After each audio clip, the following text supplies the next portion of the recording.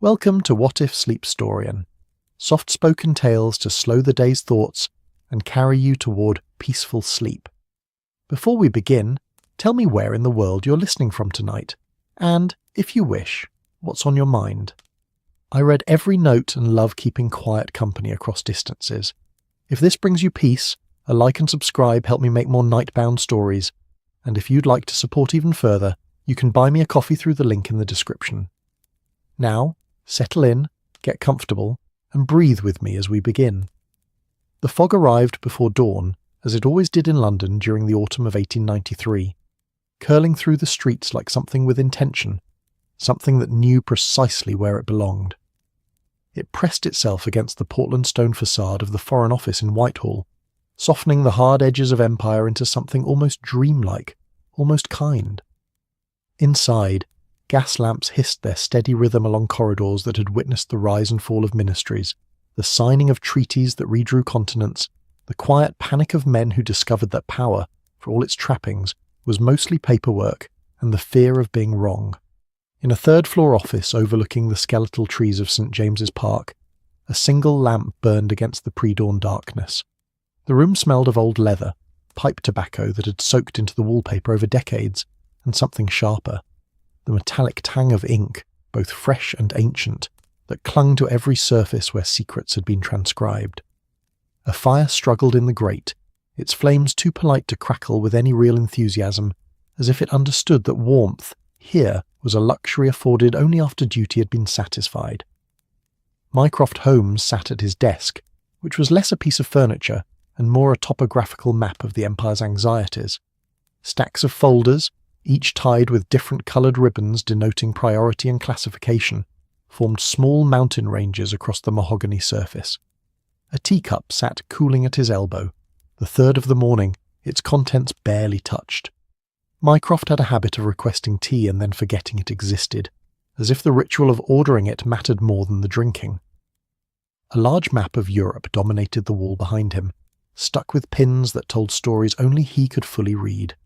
Red for military movements, blue for diplomatic missions, black for situations that required watching but not yet action. He was a large man, Mycroft, both in physical presence and in the space his mind seemed to occupy. Where his younger brother Sherlock moved through the world like a rapier, quick, sharp, impossible to ignore, Mycroft was more akin to the fog itself, pervasive, understated, capable of changing everything simply by being present. His grey eyes, magnified slightly by gold-rimmed spectacles, moved across the document before him with the methodical patience of someone who understood that the world's most important battles were fought in margins and footnotes, in the space between what was said and what was carefully left unsaid. The document in question had arrived 40 minutes earlier, carried by a messenger whose rain-soaked coat had dripped a small puddle of Thames water and anxiety onto the marble floor of the entrance hall. It had come by special courier from Dover, transferred from a French packet boat that had crossed the channel through fog so thick the captain had later reported navigating more by prayer than by compass. The diplomatic pouch bore the wax seal of Her Majesty's Embassy in Paris, pressed with the kind of urgency that made junior clerks nervous and senior officials reach for their finest brandy. Mycroft had broken the seal himself, a privilege of his peculiar position in the government, which had no formal title because the work itself defied formal description. He was not a minister, not precisely an advisor, and certainly not a spy, though he knew more about espionage than most men who practiced it professionally. He was, in the private nomenclature of those who understood how power actually moved through the arteries of empire, a fulcrum, the point upon which decisions balanced before tipping into action or oblivion. The message inside the pouch was encoded naturally. In 1893, any diplomatic communication worth sending was worth encrypting, preferably with a cipher complex enough to discourage casual interest, but not so labyrinthine that it couldn't be decoded by the intended recipient before the information became obsolete. This particular message used what appeared to be a modified Vigenère cipher. Mycroft recognised the pattern within the first 3 lines, the way certain letter combinations repeated with a frequency that suggested a keyword of moderate length, probably French, almost certainly a literary reference because the French diplomatic corps could never resist the urge to prove they'd read Voltaire. But there was something else. something that made Mycroft pause with his pen hovering above the foolscap where he'd begun his initial transcription. The message was too elegant, too perfect. The encryption was sophisticated enough to appear serious, but not so complex that it would take days to unravel. It sat in that precise sweet spot of difficulty that suggested its sender wanted it to be found, wanted it to be decoded, wanted whatever information it contained to reach British eyes with just enough effort expended that it would feel like a victory. Mycroft set down his pen and leaned back in his chair, which creaked in protest. It was a Windsor chair, built for thinner men or earlier centuries, and it had been complaining about his weight for the better part of 7 years. He removed his spectacles and cleaned them with a handkerchief that had seen better days, a habit he employed when his mind needed a moment to arrange thoughts into their proper order. Outside, London was beginning its daily resurrection. The fog softened the sounds, but they came nonetheless. The clop of hooves on cobblestones as the first milk carts made their rounds, the distant whistle of an early train pulling into Victoria Station, the cough of a street sweeper starting his shift in the park below. The city was a symphony that never truly stopped, only quieted, and Mycroft had long ago learned to hear its rhythms as background music to his thinking. He replaced his spectacles and looked again at the encoded message. 23 lines of seemingly random letters, organised into groups of 5 for ease of transcription. No punctuation, because punctuation provided too many clues. No obvious patterns in the first pass, but patterns were patient things. They waited for the mind trained to find them. Mycroft pulled a fresh sheet of paper toward him and began again, this time writing out the alphabet in a grid, preparing to test his hypothesis about the keyword. If he was right, and he usually was, which he found both satisfying and occasionally tedious, the message would reveal itself within the hour. But more interesting than what the message said would be why it had been sent to be intercepted in the first place. The Foreign Office, for all its grand architecture and grander pretensions, was in truth a building full of managed panic. In this particular autumn of 1893, the panic was more managed than usual, but only just. Anglo-French relations were performing their familiar dance of cordiality, masking competition, of diplomatic smiles concealing the fact that both empires wanted the same African rivers, the same strategic coaling stations, the same prestige that came from painting the map in their respective colours. The Fashoda question simmered like a pot someone had forgotten on the stove, not yet boiling over but making increasingly concerning noises that kept everyone in the kitchen nervous. And here, delivered into Mycroft's hands with suspicious convenience, was a message that almost certainly concerned those very tensions. The pouch had been marked with codes indicating it had been intercepted rather than received through normal diplomatic channels. Someone, somewhere between Paris and Dover, had arranged for this message to fall into British hands. The question was whether that someone was foolish, treacherous, or most intriguingly, deliberately feeding false information with the confidence that it would be believed. Mycroft allowed himself the ghost of a smile. Deception was such a human endeavour, so predictably creative, so earnest in its belief that other people were easier to fool than they actually were.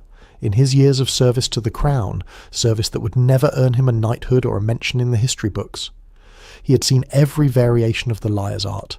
The crude forgery, the elaborate misdirection, the simple truth presented in a context that made it read as falsehood.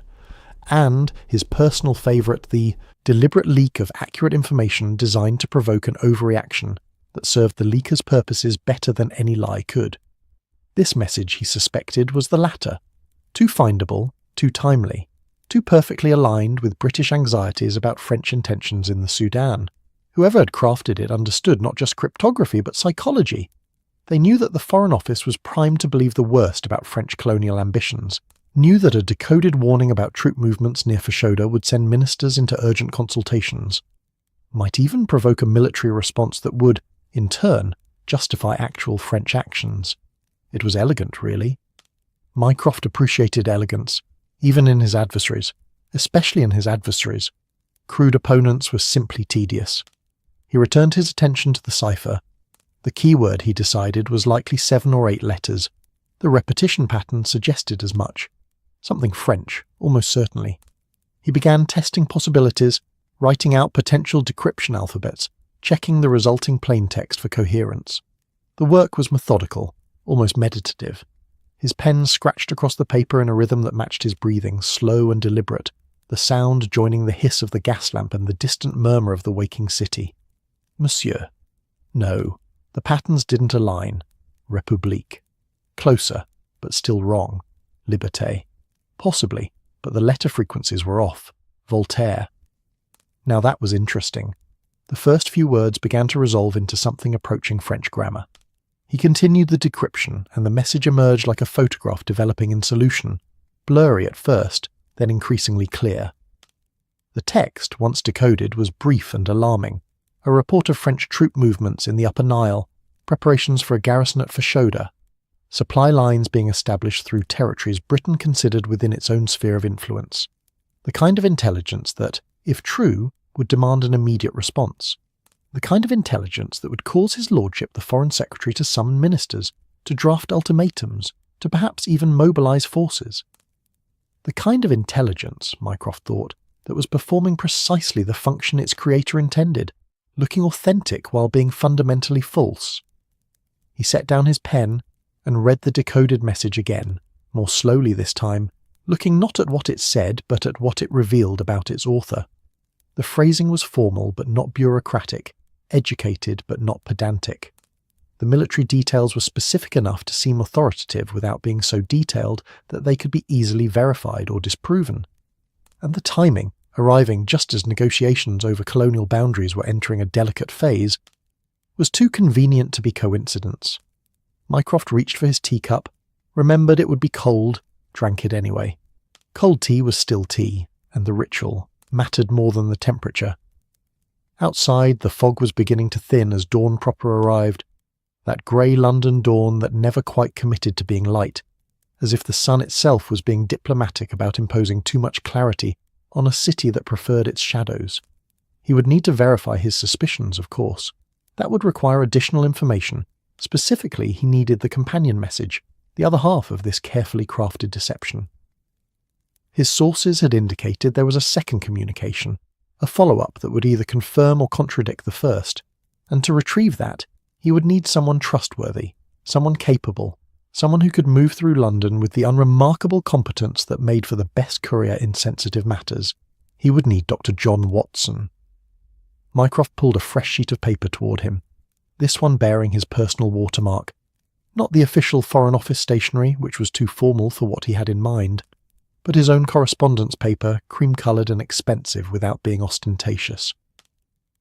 He uncapped his pen and began to write, his handwriting precise and unhurried despite the urgency of the situation. The note would be brief, polite, and would give Watson just enough information to understand the task without revealing its full context. That was another art Mycroft had perfected over the years, the calibrated disclosure, the carefully measured trust.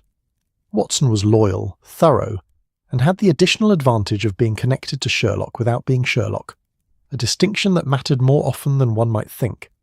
As he wrote, the Foreign Office continued its morning awakening around him, footsteps in distant corridors, doors opening and closing, the soft murmur of voices as the day staff arrived and began their sorting through the previous night's dispatches. Somewhere below, a kettle whistled. Somewhere above, a window was opened to let in the morning air, fog and all. The machinery of empire was warming up, preparing for another day of treaties and tensions, of maps being studied and futures being negotiated by men who had never seen the places they were so confidently dividing. Mycroft finished his note, blotted it carefully, and folded it into an envelope. He would have it delivered to Baker Street within the hour, and then, while Watson made his way across London, Mycroft would continue his work, verifying his hypothesis, preparing for the counter-move that this elaborate deception would require. Because that was the thing about fog, about deception, about the carefully constructed lies that moved between empires. They only worked if no one could see through them, and seeing through things, whether mist or a machination, was precisely what the Holmes brothers did best, each in his own way. Outside, London continued its morning, indifferent to the quiet battle being waged in its name, oblivious to the fact that somewhere between the Osseseam teacups and the encoded messages, the fate of distant rivers and remote outposts was being decided by a man whose name would never appear in the dispatches, whose victory would be measured in wars that never happened, in crises that were quietly deflated before they could explode. Mycroft sealed the envelope, wrote Watson's address in his careful hand, and set it aside for the messenger. Then he returned to the decoded message, reading it once more, committing it to memory, not just the words, but the spaces between them, the story they were trying to tell and the truth they were trying to hide. The fog pressed against his window, patient and persistent, and Mycroft smiled his ghost of a smile once more. Let them try their elaborate deceptions. Let them craft their perfect ciphers and their convenient leaks.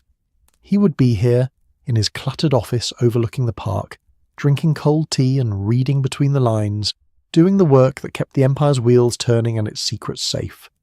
It was, he thought, a good morning for unravelling a mystery. And in London, in the autumn of 1893, mysteries were the one commodity that never ran short. The decoded message lay before Mycroft like a specimen pinned for examination, its secrets exposed yet somehow still withholding their deepest truths. He had moved beyond the simple act of decryption now. That was merely the mechanical part, the translation of chaos into order, and had entered the more delicate territory of interpretation. What did the message mean? More importantly, what did it want him to think it meant? The morning light, such as it was, had strengthened enough to turn the fog from black to grey to that peculiar pearl colour that London wore like a favourite old coat. Mycroft rose from his desk, his joints protesting slightly. He was not yet 40, but his sedentary profession had awarded him the stiffness of a much older man, a fact he accepted with the same philosophical resignation he applied to most physical inconveniences. He crossed to the window and looked down at St. James's Park, where early risers were beginning their constitutional walks along paths still slick with overnight rain.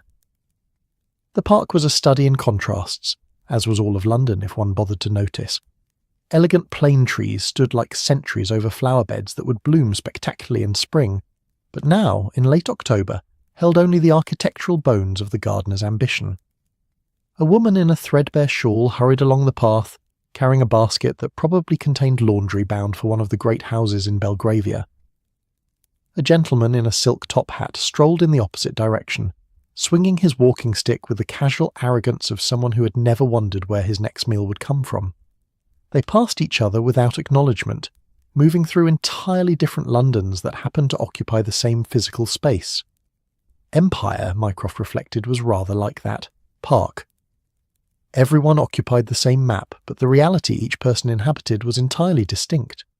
The diplomat and the docker, the Maharaja and the missionary, the soldier and the civil servant, all subjects of the crown, all living under the Union Jack, all experiencing completely different versions of what that actually meant.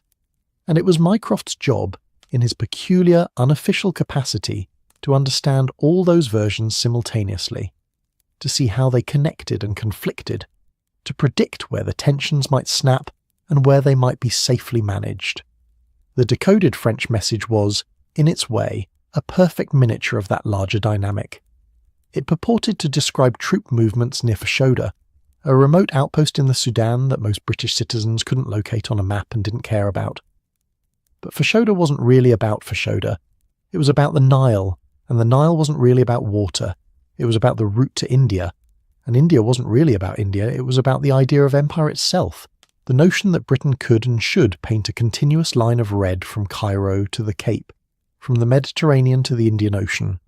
The French, naturally, had their own ideas about that line. They wanted it to run horizontally rather than vertically, from the Atlantic to the Red Sea, connecting their West African colonies with their interests in the Horn of Africa. Where the British line and the French line intersected, at places like Fashoda, there lay the potential for what diplomats delicately called incidents, and what soldiers more honestly called war. Mycroft returned to his desk and pulled a large atlas from the shelf behind him, the leather binding worn soft from frequent consultation. He opened it to the map of Africa, that vast continent that European cartographers had only recently stopped decorating with illustrations of elephants and inscriptions reading "Here be dragons." The modern map was filled with borders now, though half of them were disputed, and the other half was simply invented by men in London and Paris and Berlin who had never set foot in the territories they were so confidently dividing. He traced the Nile with one finger, following its improbable course from the Great Lakes through the Sudah through Egypt to the Mediterranean. Fashoda sat at a strategic point along that route, a place where whoever controlled the river could, in theory, threaten Egypt, and whoever threatened Egypt threatened the Suez Canal, and whoever threatened the canal threatened the entire architecture of British imperial communications. It was a domino chain of strategic anxieties, and the decoded message was designed to make the first domino wobble. The message reported that France was sending 3 companies of infantry to reinforce Fashoda, along with artillery and engineering corps to build permanent fortifications. If true, it would represent a significant escalation, a move from exploratory expedition to military occupation. It would demand a British response, probably a counter-deployment, possibly a diplomatic ultimatum, conceivably even military action. And that response, Mycroft understood, was precisely what someone wanted to provoke. He sat back down and began making notes, his pen moving across the paper in that same methodical rhythm, building his case point by point like a barrister constructing an argument. First, the timing. The message had been intercepted just as negotiations over colonial boundaries were entering a crucial phase. Too convenient. Second, the accessibility. The cipher was sophisticated enough to appear legitimate, but simple enough that any competent cryptanalyst at the Foreign Office could break it within a day. Too easy. Third, the content. Specific enough to seem authoritative, vague enough that it couldn't be quickly verified or disproven. Too perfect. But the most telling detail was one of absence. The message contained no contextual information, no reference to previous communications, no administrative markers that would normally accompany a genuine military dispatch. It existed in isolation, a complete thought with no before or after, like a paragraph torn from the middle of a novel. Real communications, especially military ones, were always embedded in a web of references, order numbers, date stamps, acknowledgements of received instructions. This message had none of that. It was a story, not a report, fiction dressed as fact. Mycroft allowed himself a moment of appreciation for the craft involved. Creating a convincing forgery was harder than most people realized.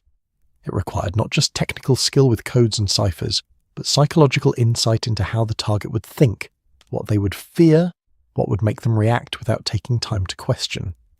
Whoever had created this message understood the British anxiety about French intentions, understood that the Foreign Office was primed to believe the worst, understood that in the fog of imperial competition, ambiguous intelligence was often treated as confirmed fact, simply because it aligned with pre-existing suspicions.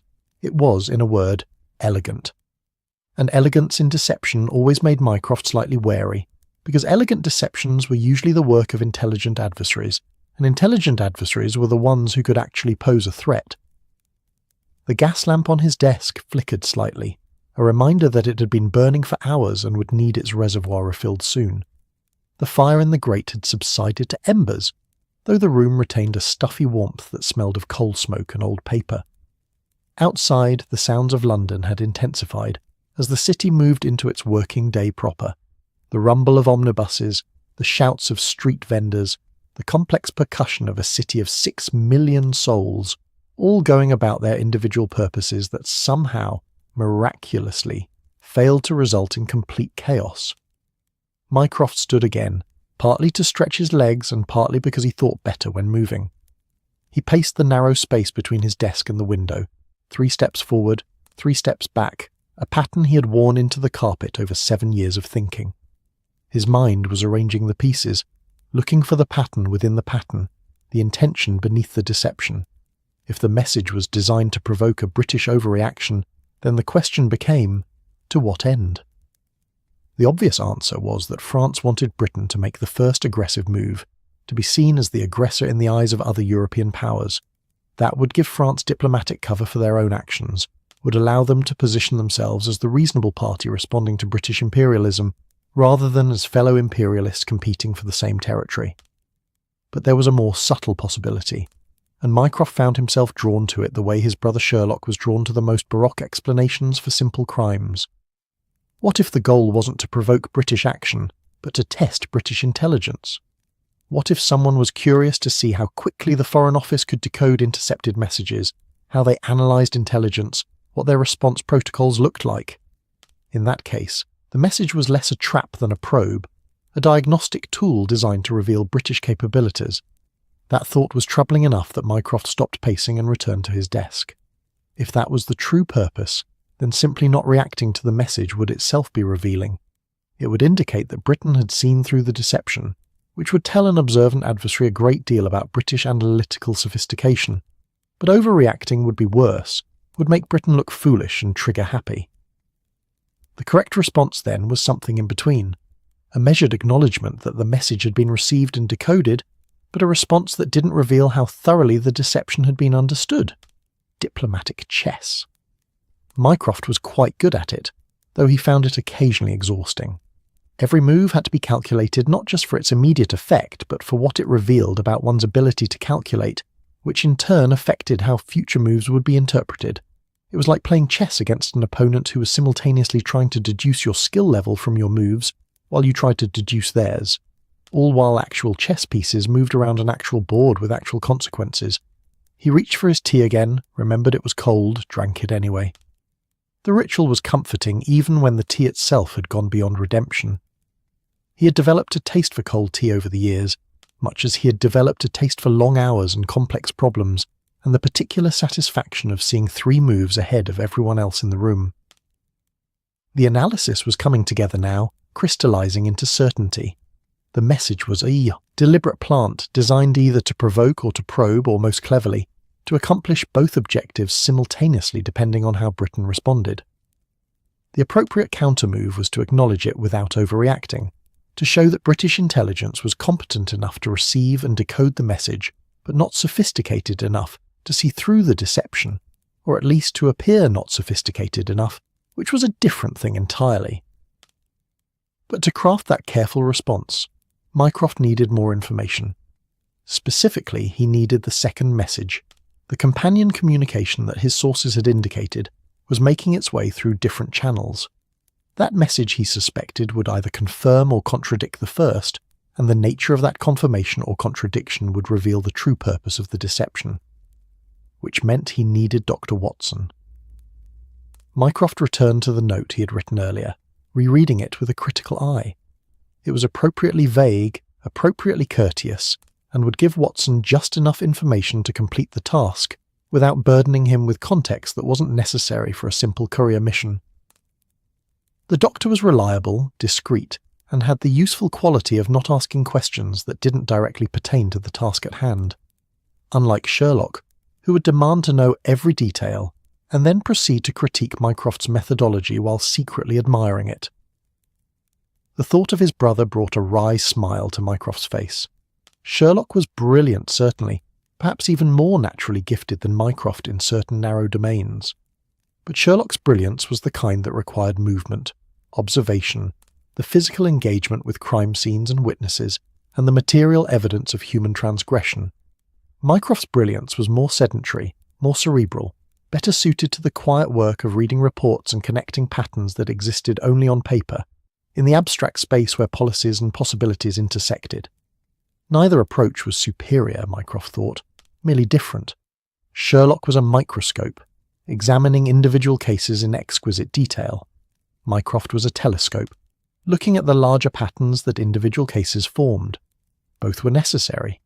Both, in their way, served the same ultimate purpose of bringing order to chaos, even if Sherlock's chaos involved cocaine and murder, while Mycroft's involved treaties and troop deployments.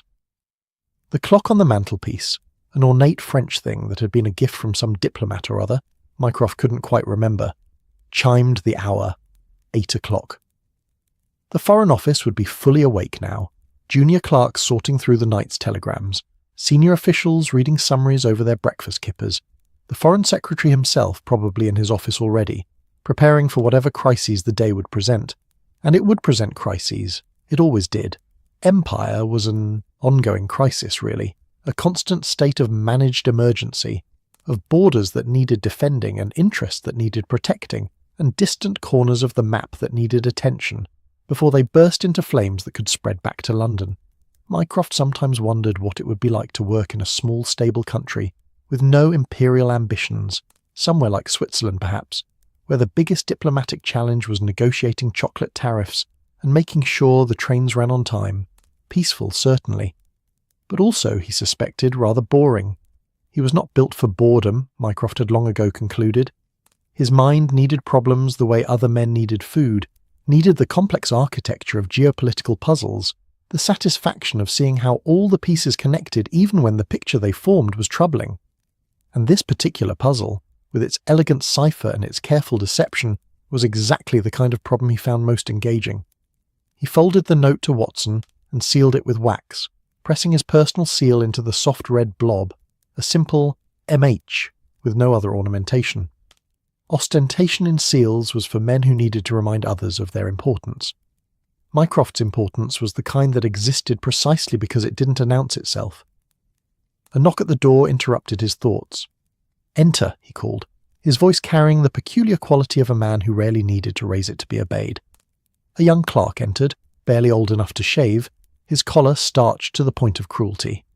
"Sir, the minister has requested the overnight summaries." "They're on the side table," Mycroft indicated with a slight gesture, "marked with red ribbon." The clerk retrieved them with careful hands as if they might explode, which, in a sense, they might. Information was the most volatile substance in the Foreign Office, more dangerous than gunpowder because its effects were less predictable. "And see that this is delivered to Baker Street immediately," Mycroft added, holding out the sealed note. 221B, Dr. John Watson. It's to be placed directly in his hands, no one else's. "Yes, sir. Immediately, sir." The clerk took the envelope with the same careful reverence, as if Mycroft's personal correspondence carried weight beyond its physical mass, which, of course, it did. After the clerk departed, Mycroft returned his attention to the decoded message. He would need to draft a response eventually, something that struck exactly the right tone of concerned acknowledgement without alarm, awareness without panic. But that could wait until he had the second message, until he understood the full scope of the deception being attempted. For now he had done what needed doing, unravelled the cipher, identified the deception, set in motion the retrieval of additional information. The rest was waiting, watching, thinking. The parts of the job that no one saw, the hours of contemplation that made the moments of decision possible.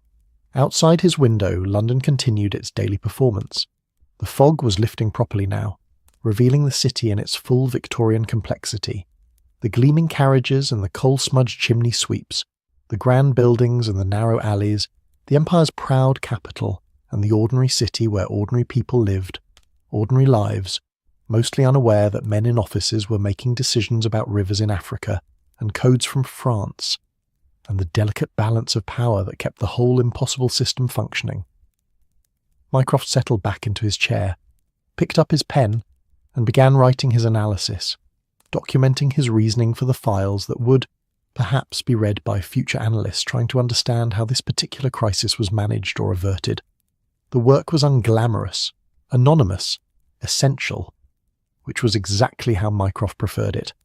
The cipher was broken, the deception was understood, and somewhere across London, Dr. Watson would soon be reading a note that would draw him into a small, quiet adventure that he would never write about in the Strand magazine, because some adventures were meant to remain secret, even from history, especially from history.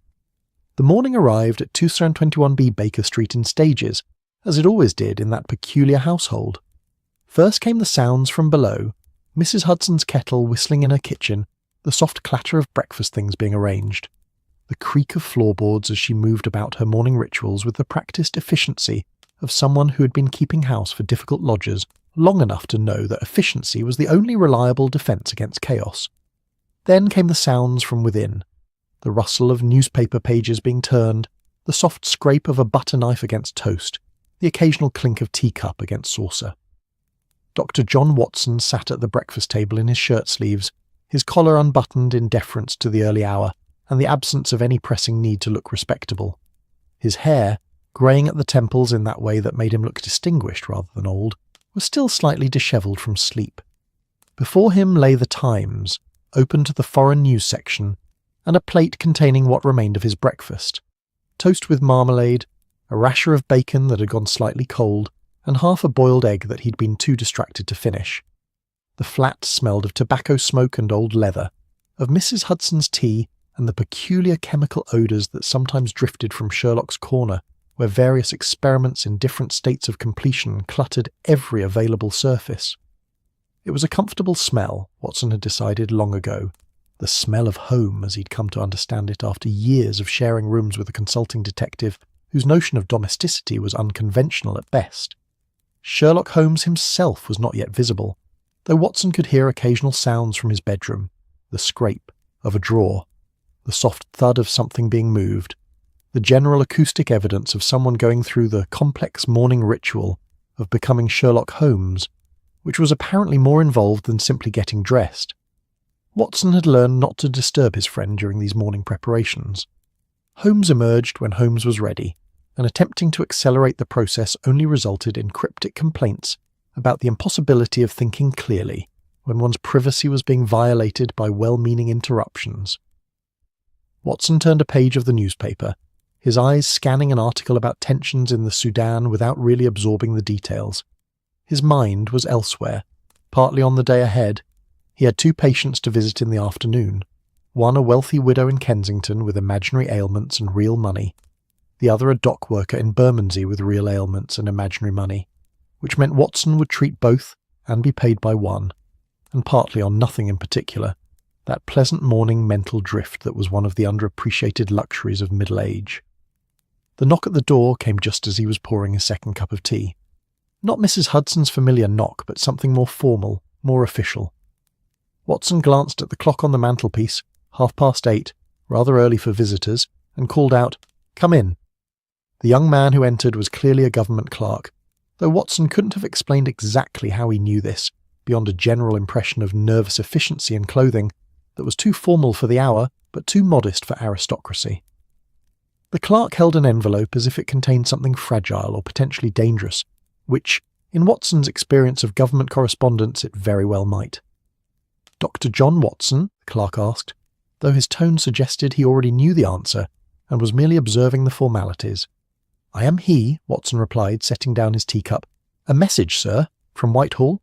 I was instructed to place it directly in your hands." The clerk extended the envelope with both hands like an offering, or perhaps like something he was relieved to be rid of. Watson accepted it, noting the quality of the paper and the wax seal, a simple MH, pressed into red wax. He knew that seal, had seen it before on the rare occasions when Mycroft Holmes deigned to communicate directly, rather than through his usual channels of oblique influence and carefully orchestrated coincidence. "Thank you," Watson said. His reply expected. "I was not informed of that, sir, only to deliver the message promptly." Watson nodded, and the clerk departed with visible relief, his footsteps quick on the stairs as if he was escaping some vaguely perceived danger. Watson turned the envelope over in his hands, feeling its weight, noting that it was sealed but not marked as urgent or confidential, which meant either it wasn't particularly sensitive or, more likely, was so sensitive that marking it as such would draw unwanted attention. He broke the seal and unfolded the single sheet of cream-coloured paper. The handwriting was Mycroft's, precise, economical, each letter formed with the kind of care that suggested the writer's mind was always several words ahead of his pen. "My dear Dr. Watson, I find myself in need of a small service that requires discretion, reliability, and the ability to navigate London's less formal channels of commerce and communication. As you possess all 3 qualities in abundance, I hope you will forgive the imposition of this morning request. There is a bookseller in Soho, name of Albright, whose establishment can be found on Greek Street, number 47, between a French cafe and an Italian grocer. He's expecting a delivery today, a particular volume, bound in brown leather, unremarkable in every respect except that I have need of it. I would be grateful if you could collect this item and deliver it to my office at the Foreign Office before the afternoon. The matter is not urgent in the dramatic sense, but is important in the quieter ways that such things sometimes are. Your discretion, as always, is appreciated beyond measure. Yours in perpetual obligation, M.H. Watson read the note twice, the second time looking for what was not said as much as for what was. Mycroft Holmes did not deal in trivialities, which meant the book was either not actually a book, or was a book that contained something else, or was a metaphor for something entirely different that would become clear only when Watson arrived at the bookseller's. The elaborate politeness of the request was pure Mycroft. That careful courtesy that made even commands feel like invitations, that made one feel honoured to be running errands for the British Empire's most powerful civil servant who officially didn't exist.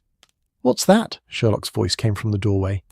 Watson looked up to find his friend now fully dressed, already smoking his first pipe of the morning, his sharp eyes fixed on the note with the kind of predatory interest a cat might show toward a particularly intriguing mouse. "A note from your brother," Watson replied, folding the paper carefully. "Ah." Sherlock crossed the room and threw himself into his armchair with that peculiar boneless grace that suggested he was either entirely relaxed or coiled with barely contained energy. With Holmes, the two states were often indistinguishable. "What does Mycroft want?" "No, don't tell me. Let me deduce." "Must you?" Watson asked, though without any real hope that the question would be heeded. "He's written on his personal stationery rather than official Foreign Office paper, which suggests this is not an official matter, or at least not one he wishes to appear official. The message was delivered by hand rather than through the post, indicating time sensitivity. The messenger was a junior clerk. You haven't moved since he left, which means you're still thinking about whatever was in the note, which means it's not a social invitation, but something requiring thought and probably action. Sherlock drew on his pipe, exhaling smoke that caught the morning light streaming through the window. "He's asked you to collect something, hasn't he? Something that needs to be retrieved personally rather than sent through normal channels. And he's asked you specifically because you're trustworthy, discreet, and unlike me, unlikely to find the assignment beneath your dignity or uninteresting enough to ignore," Watson sighed.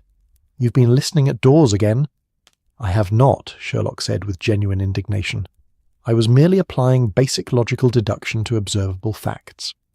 If I had been listening at doors, I would know what Mycroft wants collected, and I would have critiqued his choice of messenger while secretly acknowledging that you're actually the better choice for this particular task, whatever it is." "He wants me to collect a book from a shop in Soho," Watson said, deciding there was no point in withholding information that Sherlock would eventually extract through sheer persistence. "A book?" Sherlock's tone suggested quotation marks around the word. "And is it actually a book, or is book one of Mycroft's typically transparent euphemisms for something diplomatically sensitive that needs to be moved around London without attracting attention? The note specifically mentions a volume bound in brown leather, which tells us nothing except that Mycroft is being deliberately vague, which means whatever you're collecting is either genuinely a book with information that can't be telegraphed or photographed, or it's not a book at all but rather a document disguised as a book, or it's both, information concealed within an actual volume. Soho, you said. Greek Street, a bookseller named Albright. Sherlock leaned forward, his interest clearly piqued despite his attempt to appear casually dismissive. Albright's shop, I know it. Rather dusty establishment, specialises in continental literature, frequents the estate sales of deceased Europeans who came to London with their libraries and died before they could properly organise them. The sort of place where one might plausibly find anything from Molière to contemporary French political theory without raising eyebrows. You think the book is French? I think Mycroft is involved in something related to France, which at this particular moment in history means either colonial tensions in Africa, or naval competition in the Mediterranean, or trade negotiations, or any of a dozen other areas where British and French interests are performing their perpetual dance of alliance and antagonism. Sherlock stood and crossed to the window, looking down at Baker Street where the morning traffic was beginning to thicken. And whatever it is, he needs information that's either too sensitive to transmit through official channels, or needs to be verified as authentic through personal inspection. Watson finished his tea, which had gone tepid during the conversation. You seem to be taking quite an interest in your brother's errands, only because they are usually more interesting than they initially appear. Sherlock turned from the window, his expression showing that peculiar mixture of affection and rivalry that characterised his relationship with Mycroft. My brother occupies a unique position in the government. He is the government in many respects, or at least the part of the government that thinks rather than simply reacts. When Mycroft sends a trusted associate to collect something from a bookshop, it's not idle curiosity or bibliophilia. It's because some piece of information exists in physical form that needs to be moved from one place to another without leaving a trail in the official records. You could simply ask him what this is about, Watson suggested, knowing even as he said it what the response would be. And he would tell me as much as he felt I needed to know and not a syllable more. Mycroft is congenitally incapable of sharing information, unless he's already decided it should be shared. It's simultaneously his greatest strength as a strategist and his most infuriating quality as a brother. Sherlock returned to his chair and picked up his own morning paper, which he hadn't yet opened. "When are you meant to collect this mysterious volume?" "He said before afternoon. I thought I'd go this morning after breakfast." "I'll accompany you." "That's not necessary." "It's absolutely necessary," Sherlock interrupted. "Not because you need protection or guidance, Watson, but because I'm intensely curious about what Mycroft is up to, and the only way to satisfy that curiosity is to observe the situation firsthand. Besides, I haven't had a proper walk in days, and Soho in the morning is always entertaining. The neighbourhood wakes up later than the rest of London, and there's something pleasantly decadent about watching it emerge from its nocturnal activities into reluctant daylight." Watson recognised the futility of arguing. When Sherlock decided to involve himself in something, deterring him required more energy than simply accepting his participation. "Very well, but we're going as associates, not as detective and assistant. I'm doing a favour for your brother, not investigating a case." "Of course," Sherlock agreed with a smile that suggested he made no such distinction. "Merely a pleasant morning walk to collect a book.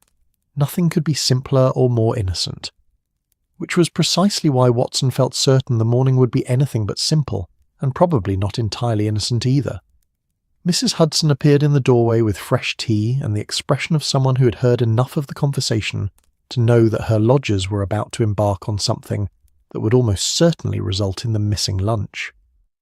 "Will you gentlemen be wanting sandwiches prepared?" "That would be most thoughtful, Mrs. Hudson," Watson replied. "We're just going to Soho and back." "Just to Soho, he says," Mrs. Hudson muttered, retreating toward the stairs. "Nothing ever stays just anything with you two." Watson couldn't really argue with that assessment. He finished his breakfast, now thoroughly cold, and went to his room to make himself presentable for a journey across London.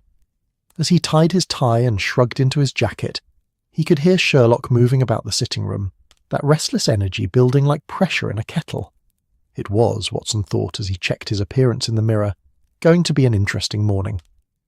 Mycroft's requests always were, even when they presented themselves as simple errands. And with Sherlock now involved, the chances of the task remaining simple had dropped to approximately 0. But that, he reflected with a slight smile, was rather the point of his life these days.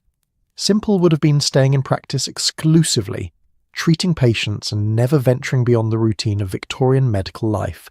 He had chosen otherwise, had chosen rooms with a consulting detective, had chosen adventures over security.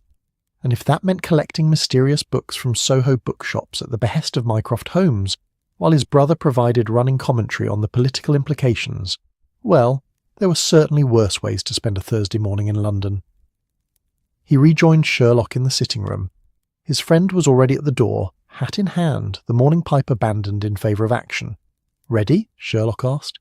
"As I'll ever be," Watson replied, and together they descended the stairs, out into the London morning, toward whatever small mystery was waiting for them in a dusty bookshop on Greek Street, and whatever larger mystery that small one was a piece of. London in late October presented itself in layers, like a painting still wet enough that the colours bled into one another at the edges. Watson and Holmes emerged from Baker Street into air that tasted of coal smoke and approaching rain, that peculiar Thames-flavoured dampness that settled into clothing and hair and remained there like a persistent memory long after one had gone indoors. The fog had lifted enough to reveal the city properly, but its ghost remained in the softened edges of buildings, in the way sounds seemed to arrive from slightly wrong directions, muffled and redirected by air that was more water than oxygen.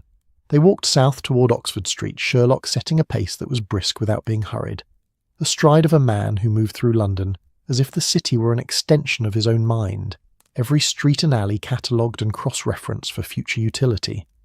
Watson matched his pace easily. The army had taught him to walk for hours without complaint, and the years since had not entirely eroded that particular skill, even if his leg occasionally reminded him that old wounds had long memories. Oxford Street was already thick with traffic, that great river of commerce and humanity that flowed east and west regardless of weather or season. Omnibuses lumbered along like patient elephants, their upper decks crowded with passengers who had paid an extra penny for the privilege of sitting in the open air and the probability of arriving at their destinations slightly damp. Hansoms wove between the larger vehicles with the aggressive confidence of sparrows harassing crows, their drivers shouting elaborate insults at one another that had evolved into almost a separate language, incomprehensible to outsiders, but perfectly clear in intent to those fluent in the dialect of London traffic disputes. The shop windows they passed told the story of a city at the height of its imperial confidence. Drapers displayed fabrics from India and China, their windows announcing sales in gold leaf lettering that caught what little light the morning offered. A jeweller's shop glittered with diamonds from South Africa, the stones arranged in patterns that seemed designed to hypnotise passing ladies into suddenly discovering urgent needs for new bracelets. A tobacconist's window featured an elaborate display of pipes and cigars from every corner of the empire, a map of British influence rendered in smoke and luxury goods. "Mycroft's been worried about the French again," Sherlock said abruptly, his eyes fixed ahead but his mind clearly elsewhere. "I can tell by the frequency of his correspondence and the quality of his handwriting. When he's managing routine matters, his letters are brief and his penmanship is careless. When he's genuinely concerned, he takes more care with both composition and execution. That note you received this morning showed definite signs of careful drafting." "And from this you deduce an international crisis?" Watson asked, though he'd long ago learned that Sherlock's leaps of logic usually had firmer ground beneath them than initially appeared. "Not a crisis, precisely. Mycroft doesn't do crises. He prevents them, which is an entirely different skill set. But something is occupying his attention more than usual, and given the current state of Anglo-French relations, particularly regarding their respective ambitions in Africa, it's not difficult to guess the general direction of his concerns." Sherlock navigated around a woman selling flowers from a basket, her roses already beginning to wilt in the damp air, their scent briefly cutting through the omnipresent smell of horse and coal. "The book you're collecting is almost certainly connected to whatever has him exercised. Information that needed to be physically moved rather than telegraphed, which suggests either it's too sensitive to risk interception, or it requires authentication that only a physical inspection can provide." They turned south off Oxford Street, descending into Soho through streets that narrowed and grew more cosmopolitan with each block. Here the shop signs began appearing in multiple languages: French, Italian, German, occasionally Hebrew or Greek. Soho had always been London's immigrant quarter, the place where the city absorbed the continent's refugees and radicals, its artists and anarchists, its political exiles and economic migrants who had heard that London was a place where, if you couldn't quite thrive, you could at least survive without anyone asking too many questions about your past. The character of the neighbourhood changed as they walked, becoming scruffier but somehow more alive. The grand shops of Oxford Street gave way to smaller establishments: tailors who specialised in continental cuts, cafes that served coffee instead of tea, grocers whose windows featured cheeses and salamis that looked vaguely scandalous to English sensibilities. The people on the streets moved differently here, talked differently, the cadences of French and Italian mixing with London accents into something entirely unique, a linguistic stew that belonged only to this particular patch of the city. Greek Street, when they reached it, was narrow and crooked, the buildings leaning toward one another across the cobblestones as if sharing secrets, or simply seeking mutual support against the weight of their own age. The French cafe Mycroft had mentioned occupied the ground floor of a building that had been plastered so many times its walls had achieved a texture like geological strata, each layer representing a different era of Soho's endless regeneration. Through its windows, Watson could see a handful of patrons drinking coffee and reading newspapers, their cigarette smoke adding to the general atmospheric opacity. The Italian grocer next door was more animated, its proprietor visible in the doorway arguing with a delivery boy about the quality of some vegetables that apparently failed to meet his exacting standards. The argument was conducted in a mixture of Italian and English, liberally seasoned with gestures that would have communicated the essential points even without language. Between these two establishments, almost apologetically squeezed into the available space, stood number 47, Albright's bookshop. The window was dark with accumulated grime and crowded with volumes that appeared to have been arranged there sometime during the previous decade and never reconsidered. A sign above the door announced W. Albright, bookseller, in lettering that had once been gilt, but was now mostly memory. The shop looked, Watson thought, exactly like the kind of place where secrets might be exchanged disguised as literature. "Shall we?" Sherlock asked, gesturing toward the door with mock courtesy. Watson pushed it open, and a bell above the frame announced their entry with a tired jingle that suggested it had long since given up any enthusiasm for its role. The shop's interior was dim, lit only by what little daylight could penetrate the grimy window and the glow of a single oil lamp burning somewhere in the back. The smell hit Watson immediately. Old paper and leather and that peculiar musty scent of books that had absorbed decades of London air, of tobacco smoke and coal dust and the accumulated breath of everyone who had ever opened their pages. The shop was larger than its exterior suggested, extending back into shadows that seemed to have physical substance. Every available surface held books, the shelves that lined the walls from floor to ceiling certainly, but also stacks on the floor, piles on a desk near the window, towers on a small table that wobbled under their weight. The organisational system, if one existed, was invisible to casual inspection. French novels leaned against English histories, which supported German philosophy, which was topped with what appeared to be a medical text in Latin. It was chaos, but the kind of chaos that suggested deep familiarity on the part of someone who knew exactly where everything was regardless of apparent disorder. Yes, a voice emerged from the back of the shop, followed eventually by its owner. Mr. Albright was thin to the point of appearing two-dimensional, dressed in a waistcoat that had seen better days and shirt sleeves protected by paper cuffs that rustled slightly as he moved. He wore thick spectacles that magnified his eyes to slightly alarming proportions, giving him the appearance of a scholarly owl that had evolved into approximately human form. "Can I help you, gentlemen?" "I believe you have a volume set aside," Watson said, "reserved for collection. The name is Watson." Recognition flickered across Albright's face, followed immediately by something that might have been nervousness, or might simply have been his natural demeanour. "Ah, yes, Dr. Watson. It arrived this morning as promised. One moment, please." He disappeared into the shop's darker recesses, leaving Watson and Sherlock alone among the books. Sherlock immediately began examining the nearest volumes, not, Watson suspected, out of genuine interest, but from that compulsive need to gather information about any environment he found himself in. "Continental literature, as I said," Sherlock murmured, pulling out a volume and examining its spine. "Mostly French, some German, very little English except for translations. The stock turns over slowly. You can see from the dust patterns that many of these volumes haven't been touched in months, but certain sections are accessed regularly, there and there." He gestured toward areas where the dust was noticeably thinner. Political theory, contemporary history, diplomatic memoirs, the reading material of exiles and foreign ministry attachés, people who need to maintain connection with continental affairs while living in London. "Sometimes a bookshop is just a bookshop," Watson offered, though without much conviction. "Sometimes," Sherlock agreed. "But not, I think, this particular bookshop, not entirely." Albright returned, carrying a package wrapped in brown paper and tied, with string. It was approximately the size and shape of a book, which proved nothing except that whatever was inside was either a book or something masquerading convincingly as one. "Here we are," Albright said, extending the package with hands that trembled slightly. "All as requested. I was told to ensure it went only to Dr. Watson personally, so if you could perhaps—" He trailed off, the request for identification hanging unspoken in the air. Watson pulled out his card case and presented his calling card. Albright examined it with the careful attention of a man performing a ritual he'd been specifically instructed to complete, then nodded and released the package into Watson's hands. "Excellent, excellent. I trust everything is satisfactory. Please convey my regards to—" He paused, clearly uncertain how to refer to Mycroft without actually naming him. "To your mutual acquaintance." "I shall," Watson assured him, tucking the package under his arm. It was heavier than he expected, which suggested it actually was a book rather than merely documents. The weight was somehow reassuring, as if mass equalled authenticity.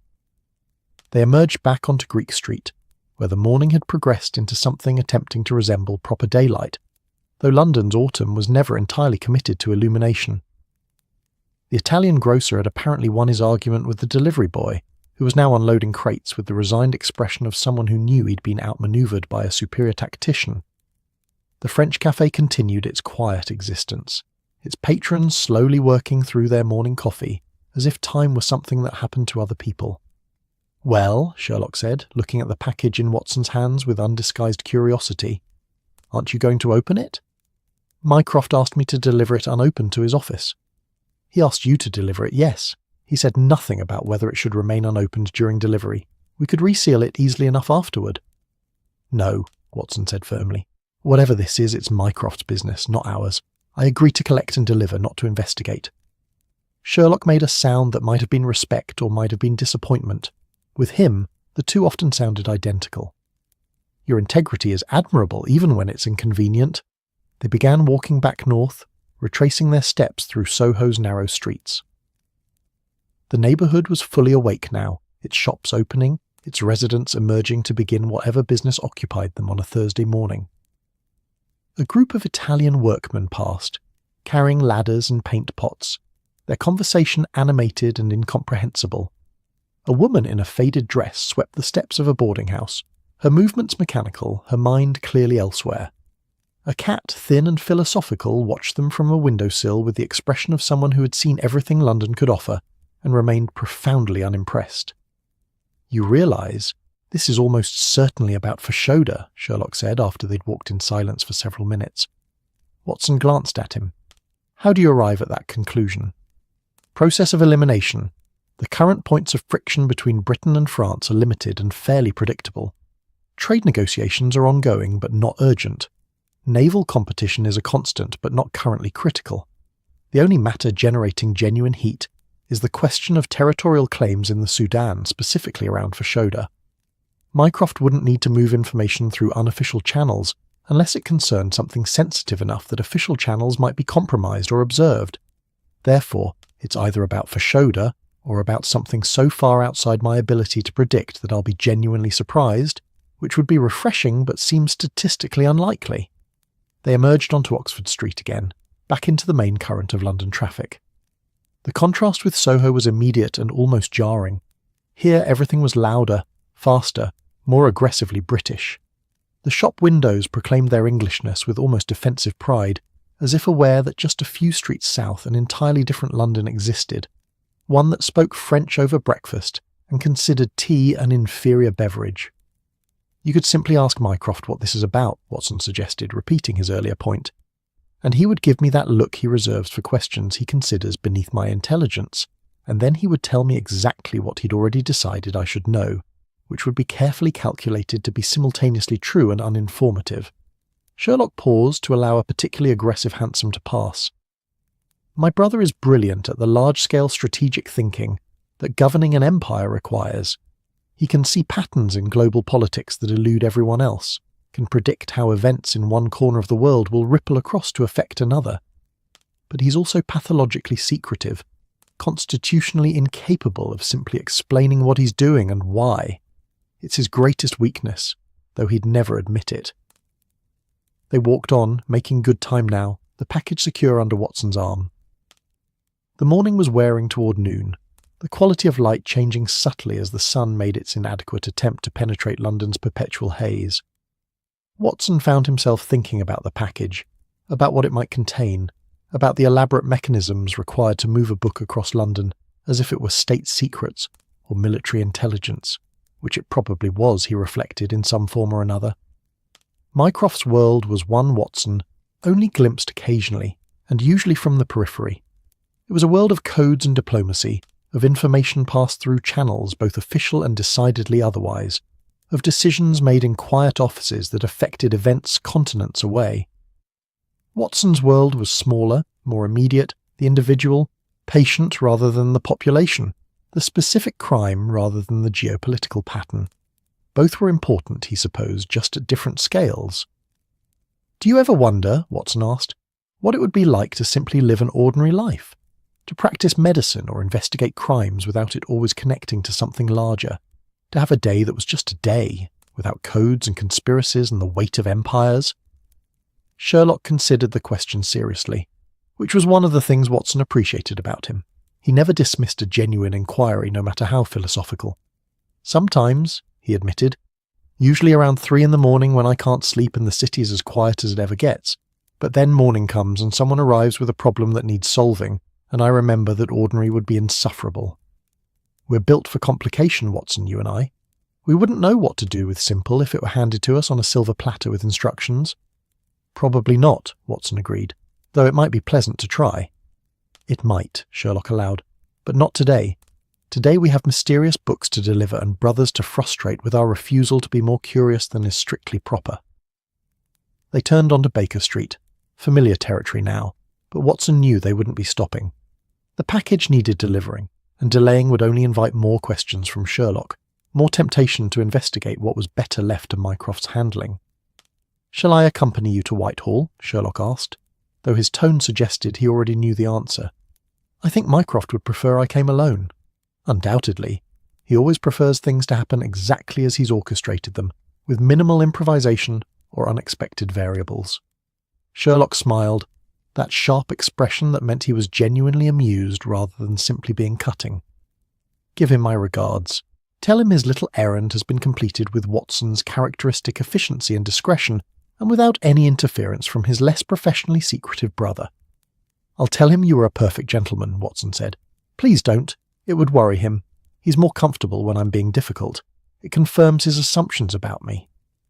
Watson left Sherlock at the corner and continued alone toward Whitehall, the package still secure under his arm, its contents still unknown but its importance somehow palpable in its weight.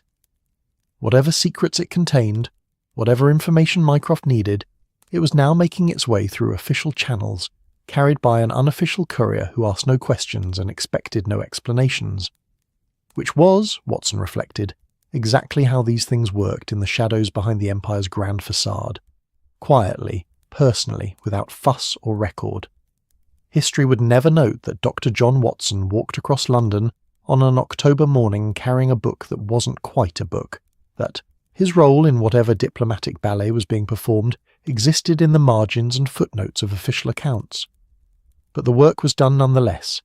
The piece moved across the board as Mycroft had intended, the game continuing its elaborate progression toward checkmate or stalemate, or whatever outcome these great powers were manoeuvring toward in their endless, careful dance of alliance and opposition. The fog was returning as Watson walked, London drawing its familiar veil back across itself, and somewhere in Whitehall Mycroft Holmes waited for information that would help him see just a bit further through the mist than anyone else could manage. Watson returned to Baker Street as the afternoon was settling into that peculiar London twilight that arrived early in late October, the sun giving up its unequal struggle against fog and coal smoke sometime around 3 o'clock. His delivery to Mycroft had been brief and professional, the package exchanged for a nod of acknowledgement and a murmured "most grateful, Doctor," and then Watson had been politely but efficiently ushered back out into Whitehall, his role in whatever was unfolding complete, or at least suspended until Mycroft required another service. The walk back had taken him through St. James's Park, where the trees were losing their leaves with the resigned patience of Londoners queuing for omnibuses, and past the Palace, where guards stood with that peculiar British talent for being simultaneously vigilant and apparently asleep. The city was preparing for evening, gas lamps being lit along the streets, shops closing or transitioning into their evening trade, the whole complex organism of London shifting from its day rhythms to its night ones, in that continuous cycle that never quite stopped, only changed tempo. He climbed the familiar stairs to 221B, with the comfortable weariness of a man who had walked more miles than intended but couldn't quite regret the exercise. Mrs. Hudson appeared at her door as he passed, as she always did, that mysterious ability of landladies to know precisely when their tenants had returned without appearing to watch for them. "There's tea, Doctor, and I've set out cold chicken and bread in case you missed lunch, which I suspect you did," she said, with the long-suffering tone of someone who had learned that feeding consulting detectives and their associates was less a matter of regular meal times and more a campaign of strategic food placement in hopes something would be consumed before it spoiled. "You're a saint, Mrs. Hudson," Watson called back, meaning it sincerely. "I'm a sensible woman who knows better than to expect gratitude from men who think meals are optional," she replied, but her tone was affectionate beneath the complaint. Watson pushed open the door to the sitting room and found exactly the scene he'd expected. Sherlock sprawled in his armchair, legs extended toward the fire that crackled cheerfully in the grate, smoking his pipe with the dreamy concentration of someone either deep in thought or magnificently bored. The violin rested on the side table, suggesting it had been played recently, probably during Watson's absence. The afternoon newspapers lay scattered across the floor in a pattern that looked chaotic but probably made perfect sense to Sherlock, who had his own organisational logic that defied conventional understanding. "Ah, Watson," Sherlock said without opening his eyes or otherwise acknowledging Watson's presence beyond the words themselves. "Back from your diplomatic errand. And how did you find my brother? No, don't answer. I can deduce it from your demeanour." Mycroft was polite, grateful, and completely uninformative about what you'd actually delivered and why it mattered. He thanked you for your discretion, showed you to the door with perfect courtesy, and left you feeling simultaneously useful and entirely in the dark about what you'd been useful for. "That's remarkably accurate," Watson admitted, removing his coat and hanging it on the stand by the door. He crossed to the tea tray Mrs. Hudson had mentioned, pouring himself a cup that was still blessedly hot, and helped himself to a substantial piece of the cold chicken, suddenly aware he'd eaten nothing since his interrupted breakfast. "It's not remarkable, it's simply knowing Mycroft," Sherlock said, finally opening his eyes and regarding Watson with that sharp, penetrating gaze that suggested he was cataloguing every detail for future reference. "He has perfected the art of accepting help while revealing nothing, of being grateful without being explanatory. It's a skill that serves him well in his peculiar position, but is infuriating for those of us curious about what he's actually doing with the information we provide." Watson settled into his own chair, the one he'd occupied so many evenings over so many years that it had moulded itself to his shape. Or perhaps he had moulded himself to its shape. The distinction no longer mattered.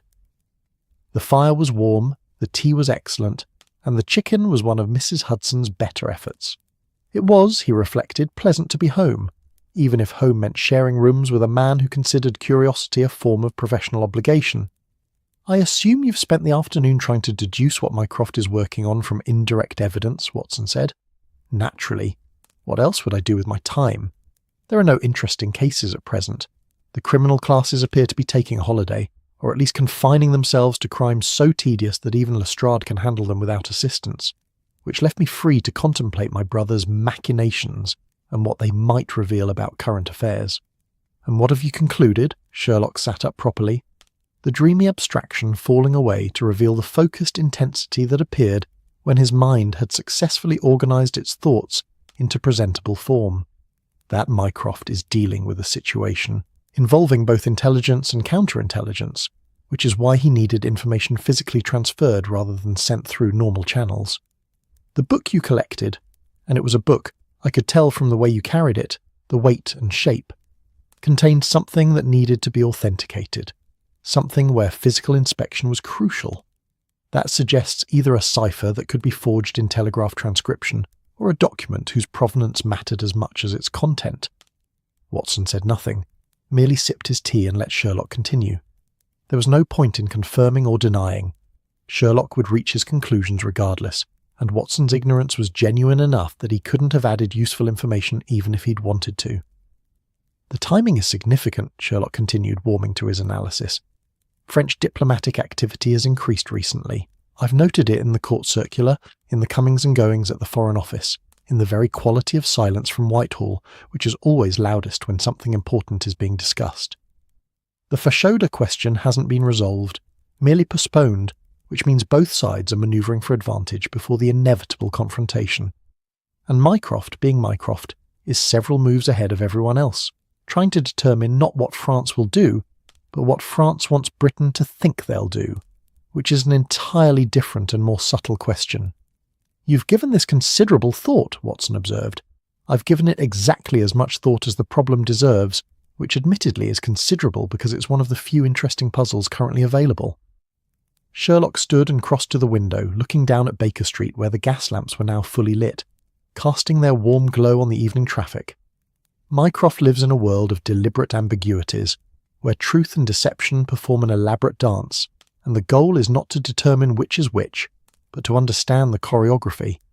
It's rather like being a detective, except the crimes haven't been committed yet and might never be committed if they're anticipated correctly. "That sounds exhausting," Watson said. "It is, which is why Mycroft rarely leaves his office, and why I prefer actual crimes to potential ones. There's something satisfying about a murder that's already happened. At least you know the parameters of the problem. Mycroft deals in murders that might occur if certain diplomatic negotiations fail, which is somehow both more important and less satisfying. Sherlock turned from the window, his expression showing that mixture of admiration and frustration he reserved for discussions of his brother. He's brilliant, of course. Possibly more brilliant than I am, though it pains me to admit it. But his brilliance operates at such a scale that individual details become invisible to him. He sees the forest so clearly he sometimes forgets that forests are made of individual trees. A knock at the door interrupted them. Not Mrs. Hudson's familiar knock, but something more tentative, almost apologetic. Watson called out permission to enter, and a young messenger appeared. The same clerk who had delivered Mycroft's note that morning, still wearing his too formal clothing and nervous expression. "Beg pardon, Dr. Watson, Mr. Holmes," the clerk said, his eyes darting between them as if uncertain which was more intimidating. "But there's a gentleman downstairs asking to see you both. Says it's rather important." "Name?" Sherlock asked sharply. "He didn't give one, sir, but he said to tell you he's come from Whitehall and that Dr. Watson would understand the reference." Watson and Sherlock exchanged glances. "Show him up," Sherlock said. The clerk disappeared, and moments later Mycroft Holmes filled the doorway, because that was the only word that adequately described his presence. Filled. He was a large man, Mycroft, not merely in physical dimensions, but in the sense of occupying more space than his body strictly required. He carried with him an atmosphere of importance, of decisions being made and empires being managed, all wrapped in the exterior of a prosperous gentleman in an excellent coat and carrying a walking stick he clearly didn't need for support. "Mycroft," Sherlock said with exaggerated surprise. "How unprecedented. You've left your office. Should I check the newspapers for reports of governmental collapse?" "Your wit is as subtle as ever, Sherlock," Mycroft replied, stepping into the room with the careful movements of a man who knew his size and had learned to navigate smaller spaces with appropriate caution. "May I?" He gestured toward Watson's chair. "Please," Watson said, standing. "I'll fetch another from my room." "Nonsense. I shan't be long." But Mycroft settled into the chair anyway, with that slight sigh of relief that suggested he'd been on his feet longer than his constitution preferred. "I wanted to thank Dr. Watson personally for his assistance this morning, and to explain, in general terms, what his help accomplished." "I'm intrigued," Sherlock said, returning to his own chair with the coiled alertness of a cat that had spotted something worth pursuing. "You never explain anything unless you've decided the explanation serves a purpose, which means you need something else, or you want us to know something specific for reasons that will become clear only in retrospect." "Perhaps I simply want to satisfy my brother's relentless curiosity before it leads him to make his own investigations, which would be time-consuming and potentially inconvenient for everyone involved." Mycroft pulled out his cigarette case, offered it to Watson and Sherlock, and when both declined, selected one for himself and lit it with deliberate care. "Very well. The book Dr. Watson collected for me contained a coded message, a communication intercepted from French diplomatic channels. The intercept itself was almost certainly intentional. They wanted us to find it. The question was whether the information it contained was true, false, or some mixture designed to provoke a specific response. "And," Sherlock prompted, "and the second message, the book's actual content, helped clarify the situation. The codes matched in pattern, but diverged in detail, suggesting different sources working from similar templates. One was authentic, the other manufactured.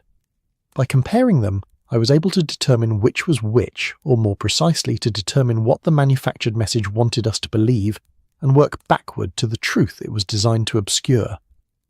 Watson listened, fascinated despite himself.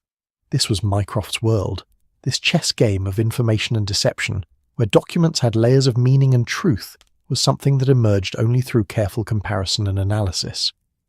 "For Shoda?" Sherlock asked. "Of course for Shoda," Mycroft confirmed. "The French are indeed planning something, but not what the false message suggested. The real intention is more subtle and frankly more clever than a simple military movement. They're creating the appearance of aggressive intent to justify defensive preparations that are actually offensive in nature, while making it appear that Britain is the aggressor if we respond to the false provocation." "That's remarkably convoluted," Watson said. "That's diplomacy," Mycroft replied with a slight smile. "The goal is never to win directly, but to make the opponent's victory too expensive to pursue. France can't compete with British military resources in Africa, but they can make the competition costly enough that Britain decides the prize isn't worth the price. It's economic warfare dressed as diplomatic manoeuvring. Sherlock leaned forward, clearly engaged now. But you've seen through it, which means you can respond appropriately without falling into the trap they've set. So what will you do? Nothing dramatic, which is precisely the point. I'll ensure that our own diplomatic communications make clear we understand the situation without explicitly stating how we understand it. We'll make our own defensive preparations that look defensive but maintain offensive capacity. And we'll wait for France to either overplay their hand or realise we're not going to be provoked into the overreaction they're hoping for. Mycroft drew on his cigarette, exhaled slowly. It's rather like your detective work, Sherlock, except instead of catching the criminal after the crime, I'm preventing the crime from happening in the first place. Less satisfying in some ways, more important in others. And the book? Watson asked. What was it actually? A volume of French poetry, coincidentally, Mycroft said. Verlaine, if you're curious. The message was written in invisible ink between the printed lines, revealed only with the proper chemical treatment. Quite elegant, really. The book itself was unremarkable enough that it could be transported without suspicion, but unique enough, a specific edition, a specific set of annotations, that we could verify its authenticity. And you needed Watson to collect it because, Sherlock prompted, because Dr. Watson is known to be associated with you, but not formally connected to government service, which made him perfect for retrieving something sensitive without triggering the observation that an official courier would have attracted. Also because he's trustworthy, competent, and unlikely to open the package out of curiosity, which is more than I could say for certain other parties I might have asked. Mycroft looked at Sherlock with pointed significance. I would have opened it, Sherlock admitted cheerfully. How could I not? The mystery would have been irresistible. Precisely why I asked Watson. Mycroft stood, the effort visible but managed with dignity. Gentlemen, I'm grateful for the assistance. The situation is now manageable, which in my line of work counts as a victory. With luck, newspapers will never report the crisis that didn't happen, and history will remain ignorant of the war that was quietly prevented by a book of poetry and some careful analysis. The invisible victories, Watson said. The only kind worth winning, Mycroft agreed. The visible ones mean something went wrong somewhere upstream, that prevention failed and reaction became necessary. I prefer to work further up the river, where problems can be resolved before they become problems. He moved toward the door, then paused. Sherlock, might I have a word? Privately? Sherlock raised an eyebrow but stood and followed his brother to the landing. Watson remained in the sitting room, listening to the murmur of voices without distinguishing words, the sound of the two brothers in conversation, probably arguing about methodology or trading barbed compliments that sounded like criticisms. They returned after a few minutes, Mycroft looking satisfied, Sherlock looking thoughtful. Thank you again, Dr. Watson, Mycroft said. Should I need another such favour, I trust I may call upon you? Of course, Watson replied. After Mycroft had descended the stairs and departed into the London evening, Watson turned to Sherlock. What did he want to tell you privately? He wanted to admit that my deductions about the situation were essentially correct, but he preferred to do so without you witnessing him being complimentary. Mycroft has an image to maintain, and excessive brotherly affection would damage it. Sherlock smiled. He also suggested I might want to write up the affair for your chronicles, as it demonstrates the application of deductive methods to diplomatic rather than criminal matters, which is his way of saying he'd like some credit for being clever without having to officially take any credit, which would be inappropriate for a man in his position. Will you write it up? I'll tell you about it, and you can decide whether it merits recording. It's an interesting case, in its way. A mystery solved not through physical investigation, but through careful analysis of information and understanding of human psychology. The Baker Street method applied to Whitehall problems. Sherlock returned to his chair, picking up his pipe. Though I must say I prefer murders. At least with murders, someone has definitely died, which provides a clear starting point for investigation. With Mycroft's work, you're trying to prevent deaths that might not occur anyway, which makes measuring success rather nebulous. Watson reclaimed his chair and his tea, which had gone cold but was still drinkable. Outside, night had properly arrived. Baker Street reduced to pools of gaslight and shadows, the city settling into its evening rhythms. The fire crackled companionably, and somewhere below, Mrs. Hudson was probably preparing something for dinner, maintaining the domestic infrastructure that made their more exotic activities possible. Do you ever envy him? Watson asked. Your brother? The scale of what he does? Sherlock considered the question seriously. Sometimes, there's something appealing about the idea of moving pieces on such a large board, of preventing wars rather than solving murders, but mostly no. Mycroft's work requires patience and subtlety and endless committee meetings, none of which suit my temperament. I prefer the immediate, the tangible, the criminal who can be caught, and the mystery that can be solved definitively. He drew on his pipe, the smoke curling up toward the ceiling. We're each suited to our particular form of detection, he and I. His prevents the crises, mine cleans up the individual messes. Both are necessary, neither is sufficient alone. A comfortable division of labour, Watson observed. Comfortable might be overstating it, but functional certainly. Sherlock closed his eyes again, returning to that state of dreamy contemplation.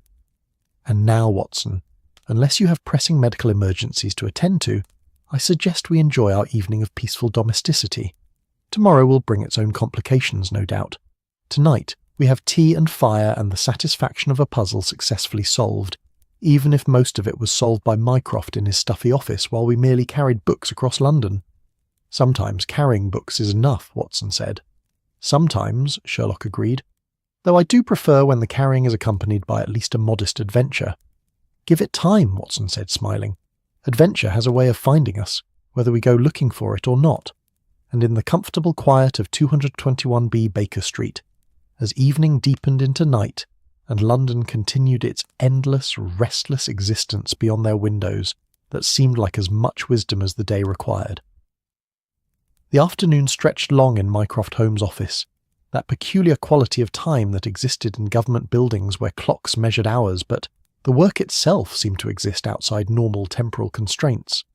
The gas lamps had been lit earlier than usual, the October darkness pressing against the windows with insistent melancholy, turning the glass into mirrors that reflected the room back to itself rather than revealing anything of the world outside. Mycroft sat at his desk, the decoded messages laid out before him like cards in some complex game of patience. The first message, the one he had broken that morning, occupied the left side of his workspace. The second message, retrieved by Watson and extracted from its poetic camouflage through careful application of heat and chemical reagents, lay to the right. Between them, Mycroft had placed his own notes, observations written in his precise hand, connections drawn with thin pencil lines that mapped the relationship between deception and truth. The fire in the grate had been built up properly now. Mrs. Henderson, the Foreign Office's perpetual presence who managed these small domestic details, having taken pity on him and added enough coal to actually warm the room, rather than merely suggesting the possibility of warmth. The additional light and heat made the office feel almost cosy, though cosy was not a word anyone would naturally associate with this particular space, which bore the accumulated weight of too many secrets and too many late nights spent managing crises that the wider world would never know had existed. He had sent Watson home hours ago, the doctor having completed his task with exactly the efficiency and discretion Mycroft had anticipated. Watson was reliable in ways that were increasingly rare. He did what was asked without requiring extensive explanation, without letting curiosity override duty, without the theatrical flourishes that Sherlock would have inevitably added to even the simplest errand. Mycroft appreciated that reliability more than he could express, though he suspected Watson understood the value of his service even without explicit acknowledgement. Now came the delicate part, crafting the response that would acknowledge British awareness of French intentions without revealing the full depth of that awareness, that would signal competence without demonstrating superiority, that would deter without provoking.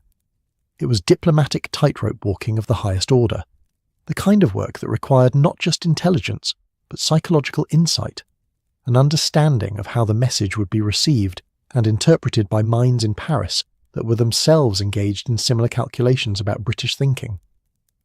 Mycroft pulled a fresh sheet of official stationery toward him, the heavy cream paper embossed with the Foreign Office seal. The document he was about to compose would travel through official channels, would be seen by ministers and clerks and eventually by French eyes, through whatever intelligence apparatus they had managed to establish within British government circles. Everything about it needed to communicate carefully calibrated meaning, not just the words themselves, but the tone, the timing, the very fact of its existence. He uncapped his fountain pen, holding it poised above the paper, while his mind arranged the necessary components.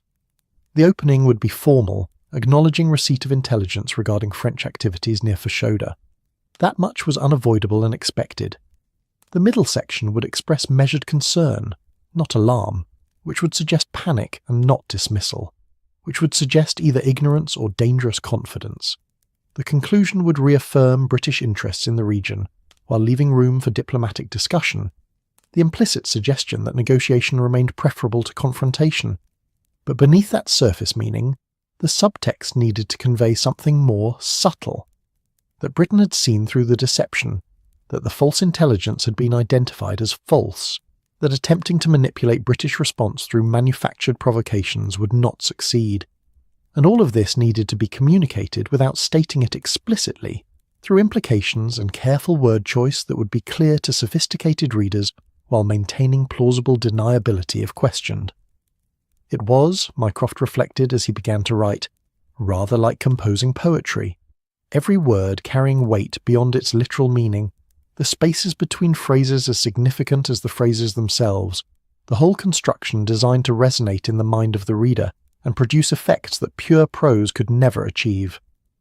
To His Excellency the French Minister of Foreign Affairs he wrote, the pen moving smoothly across the paper, forming letters with that careful precision that had become second nature over decades of diplomatic correspondence. We acknowledge receipt of intelligence regarding military movements in territories of mutual interest to our respective nations. Her Majesty's government has noted these reports with the careful attention such matters deserve, and has conducted appropriate analysis to determine their significance and authenticity. The word authenticity was the first signal. It suggested that Britain had questioned the intelligence rather than simply accepting it, that the analytical apparatus was sophisticated enough to distinguish truth from fabrication. A French reader attuned to such nuances would catch that implication immediately.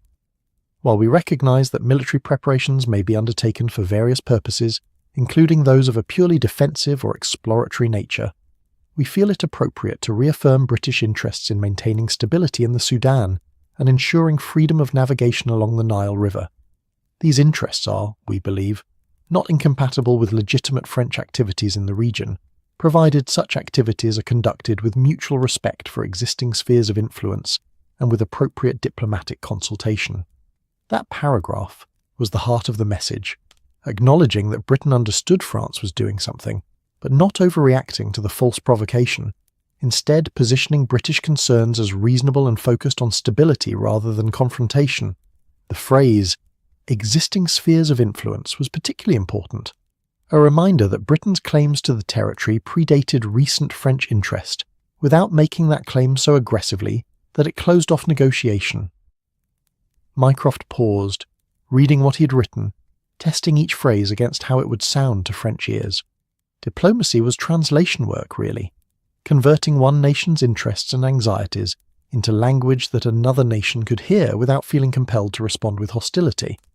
The goal was always to leave room for retreat, for face-saving, for the gradual adjustment of positions that allowed both sides to claim victory even when one had clearly yielded ground to the other.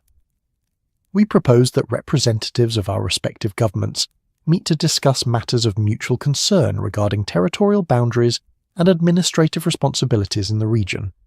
Such discussions might be conducted through existing diplomatic channels or through a specially convened conference if the complexity of the issues warrants such attention. The suggestion of meetings and conferences was standard diplomatic language, but its presence here served multiple purposes. It showed that Britain preferred negotiation to confrontation, important for the broader European audience that would eventually learn of these exchanges. It also bought time, creating space for the situation to cool, while both sides assessed their positions, and crucially it shifted the conversation from military movements to diplomatic processes, reframing the entire situation in terms more favourable to peaceful resolution. Her Majesty's government remains committed to maintaining cordial relations with the French Republic, and to resolving any potential misunderstandings through frank and open dialogue. We trust that this communication will be received in the spirit of mutual respect in which it is offered. The closing was deliberately warm without being obsequious, conveying confidence without arrogance. The reference to potential misunderstandings was another subtle signal. It suggested that Britain understood the false intelligence might have been a misunderstanding rather than a Deliberate deception, offering France an honourable way to step back from the provocation without admitting they had attempted to manipulate British response. Mycroft signed the document with his full official title, the long string of words that placed him somewhere in the ambiguous territory between advisor and decision-maker, influential without being formally powerful. He blotted the signature carefully, then sat back to read the complete message one final time, checking for any phrases that might be misinterpreted, any implications he hadn't intended, any openings for French counter-manoeuvres he hadn't anticipated. It would do. Not perfect. Perfection in diplomatic communications was impossible, as every phrase that pleased one reader would inevitably trouble another, but effective. It accomplished what needed accomplishing, demonstrating British awareness and capability without escalating tensions, leaving room for de-escalation while maintaining Britain's fundamental position, and subtly signalling that attempts at manipulation had been identified and would not succeed. Outside his window, London had fully surrendered to evening. The park below was reduced to shadows and the occasional moving light of a lantern carried by some late walker. The city's sounds had changed character, the daytime traffic of commerce replaced by the nighttime traffic of entertainment and vice, the respectable and disreputable conducting their respective businesses in different parts of town, the whole complex organism of the imperial capital continuing its restless existence regardless of diplomatic intrigues or geopolitical tensions. Mycroft stood, his joints protesting the long hours of sitting, and crossed to the window. His reflection looked back at him from the dark glass, a large man in formal clothing, holding papers that would affect events in territories thousands of miles away, making decisions that would never be attributed to him personally, but would shape the course of empire nonetheless. He thought, not for the first time, about the peculiar nature of his work. Unlike Sherlock, whose successes were often public and celebrated, criminals caught, mysteries solved, justice visibly served, Mycroft's victories were invisible. No one would ever write newspaper accounts of the crisis that didn't happen, the war that was quietly prevented, the diplomatic confrontation that was diffused before it could escalate.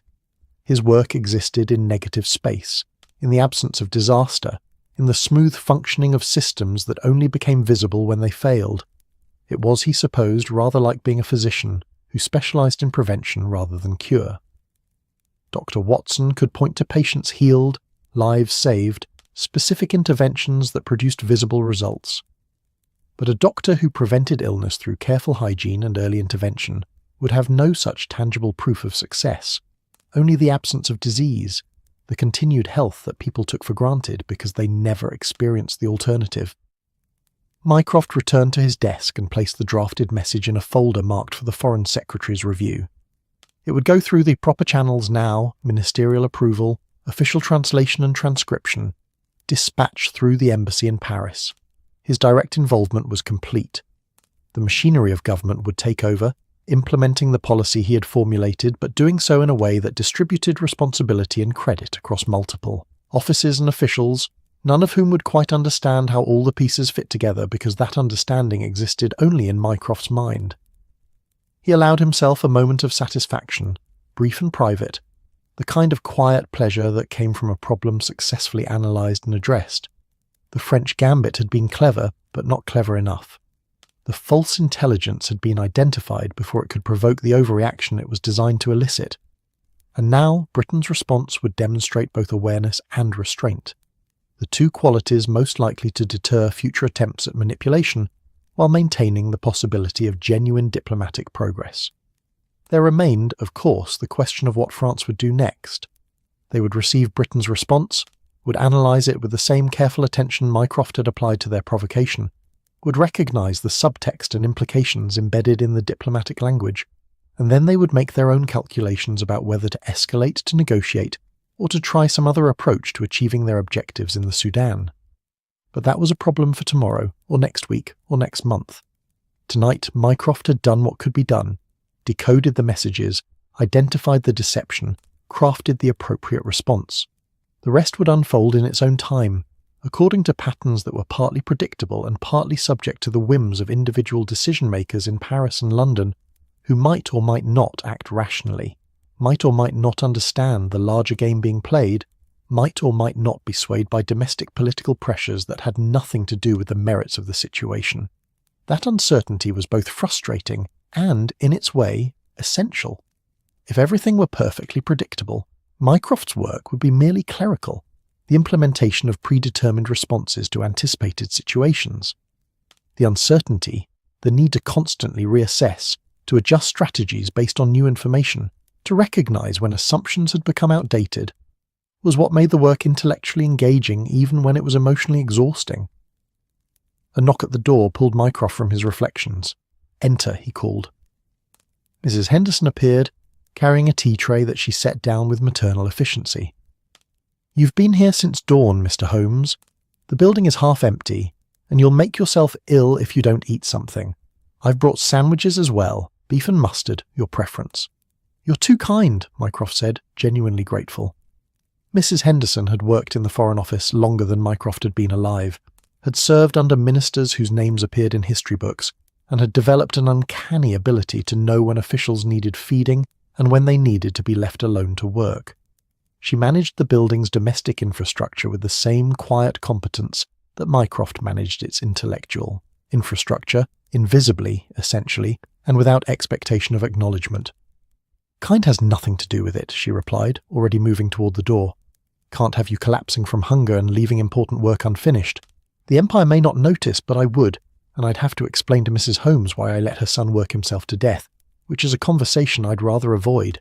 She departed before Mycroft could respond, leaving him alone with the tea tray and his own slight smile at being managed so efficiently by someone who understood that even those who managed empires needed managing themselves occasionally. He poured tea, proper temperature this time, unlike the morning succession of abandoned cups, and ate one of the sandwiches, suddenly aware of hunger now that food was present. The beef was excellent, the mustard sharp enough to be interesting, the bread fresh enough to suggest Mrs. Henderson had anticipated his needs and arranged for proper provisions rather than whatever remained in the building's general larder. As he ate, Mycroft's mind continued working, reviewing the day's accomplishments and the challenges that would follow. The immediate crisis was managed, but the larger question of Fashoda remained unresolved. Eventually, Britain and France would need to reach some definitive arrangement about their respective claims to territories in the Sudan. That negotiation would be complex, involving not just military and strategic considerations, but also questions of prestige, domestic political pressures in both countries, and the reactions of other European powers who were watching the Anglo-French competition with their own interests in mind. But that was the long game, the patient work of years rather than days. For tonight, Mycroft had moved the pieces as needed, had responded to France's gambit with a counter-move that preserved British interests while avoiding escalation. The board was set for the next phase of the game, whatever that might entail.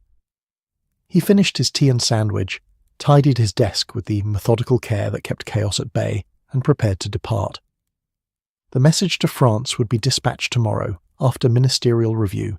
His analysis and recommendations would be filed in folders that would eventually be archived, perhaps to be discovered decades hence by historians trying to understand how the Anglo-French rivalry over Africa was managed during these particular months of 1893. Or perhaps the documents would simply moulder in storage, never examined, the crisis they addressed forgotten because it never became a crisis, prevented through the kind of careful diplomatic work that history rarely recorded, because it was, by definition, about what didn't happen rather than what did. Mycroft gathered his coat and hat, extinguished the lamp on his desk, leaving the room lit only by firelight, which would die on its own during the night, and stepped into the corridor. The Foreign Office was indeed nearly empty now, just a few lights visible in distant offices where other officials were conducting their own late-night work, managing their own pieces of Empire's vast and complicated machinery. He descended the stairs slowly, his sighs making haste inadvisable, and emerged into Whitehall where the evening traffic continued its flow, unaware and unconcerned with the diplomatic intricacies being managed in the buildings around them. London, vast and indifferent, carried on with its own priorities, which rarely aligned precisely with those of the men who thought they were managing its destiny.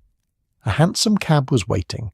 Mrs. Henderson's efficiency extended to arranging transportation, apparently, and Mycroft climbed in with relief, settling his bulk on the narrow seat as the driver urged the horse forward. The journey to his club would be brief, the streets relatively clear at this hour. There he would have a proper dinner, perhaps a glass of decent wine, and the company of other men who understood that conversation could be pleasantly inconsequential, that not every silence needed to be filled with strategic analysis or diplomatic calculation. Tomorrow would bring its own challenges. The French response, when it came, would need careful interpretation. Other matters would demand attention. There were always other matters, an endless succession of crises potential and actual, of situations requiring management and decisions requiring thought. The work never truly ended, only paused and resumed. But tonight, Mycroft had earned his rest. The cipher was broken, the deception understood, the counter-move executed. And somewhere in the vast network of information and influence that connected London to Paris, to Africa, to the far corners of two competing empires, the pieces were shifting in response to decisions made in a cluttered office overlooking St. James's Park. The invisible victories indeed, the only kind worth winning, and the only kind Mycroft knew how to pursue.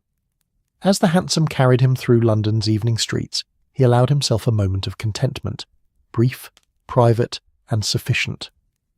London at evening was a different creature than London by day, softer somehow, despite the increased dangers that darkness brought.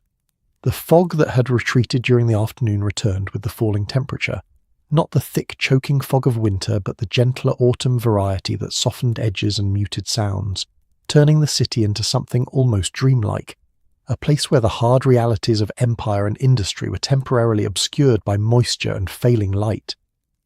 Mycroft's hansom clattered through streets that were emptying of their daytime traffic and filling with their nighttime inhabitants, the theatre-goers in their evening dress, the working men heading toward public houses, the women of negotiable virtue beginning their evening patrols, the whole complex ecosystem of Victorian London shifting from one set of activities to another as smoothly as the tide changing direction.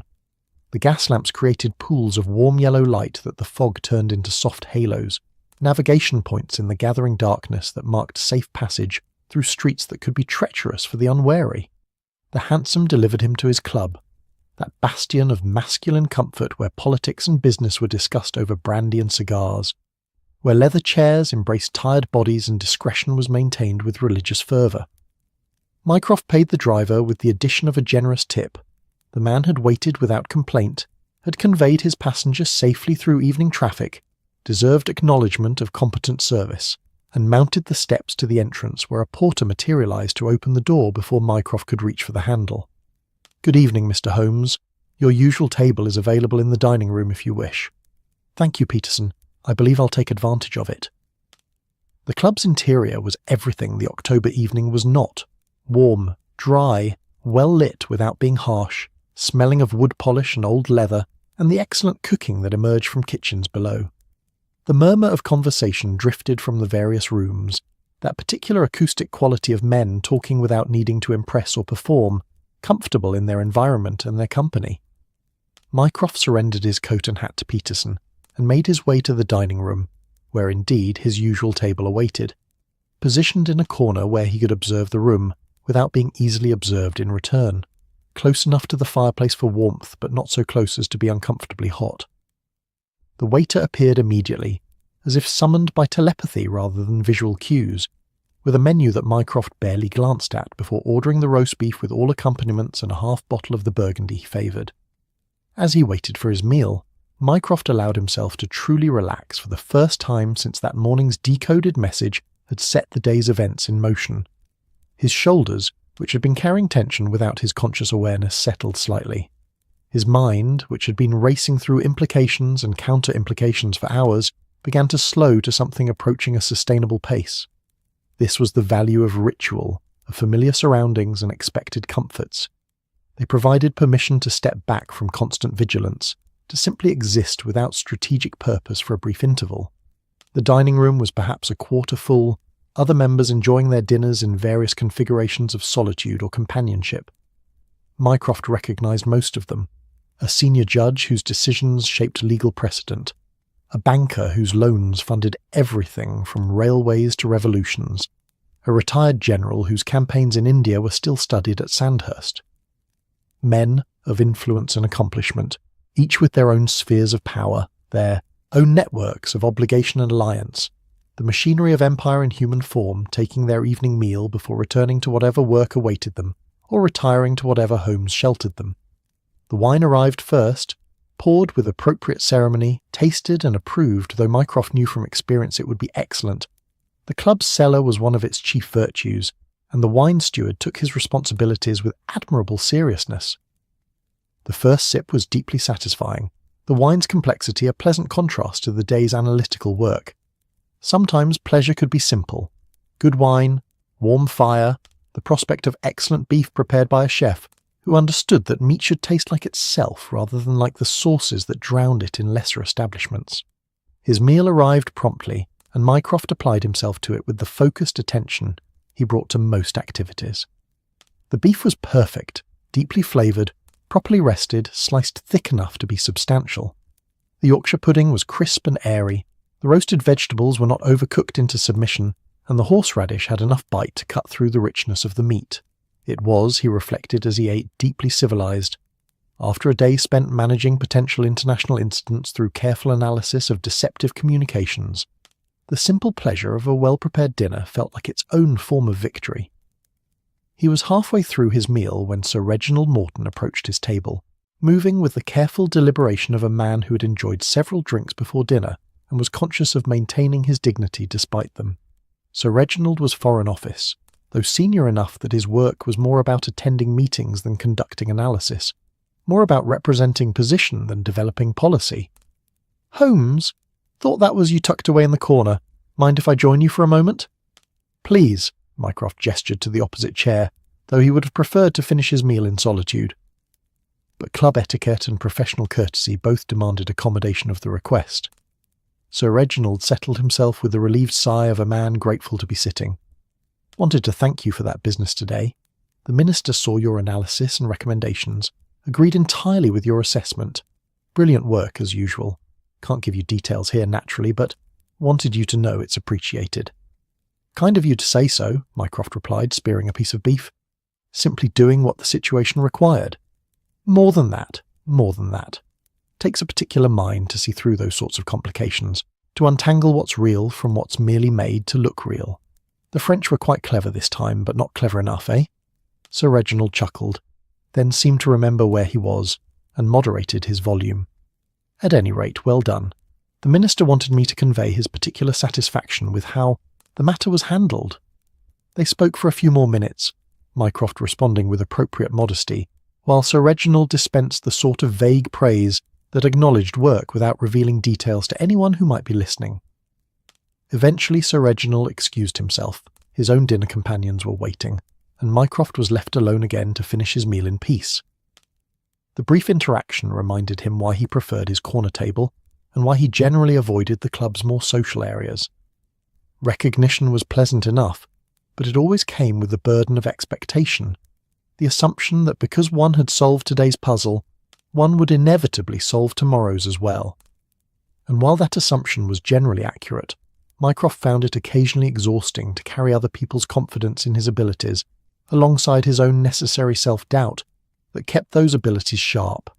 He finished his beef, declined dessert. There were limits to even his appetite, and he had exceeded his usual intake already, and accepted coffee, which arrived in a small silver pot, accompanied by cream and sugar he never used.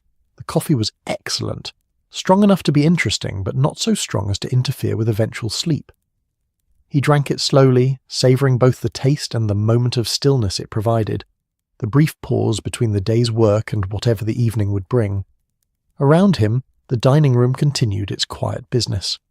Conversations rose and fell, creating a gentle acoustic backdrop that was somehow both present and ignorable. Cutlery clinked against china, wine was poured, courses were delivered and removed with the efficient discretion of staff who understood that good service was invisible service. It was all very civilised, very British, very much the reward that men like Mycroft told themselves justified the work they did. The preservation of a world where roast beef could be enjoyed in comfortable surroundings, while somewhere in Africa, territories were disputed and in Paris, diplomats plotted their strategies. Mycroft finished his coffee and rose, nodding to the few members who acknowledged his departure. He collected his coat and hat from Peterson, and stepped back out into the London evening, which had deepened into proper night during his meal.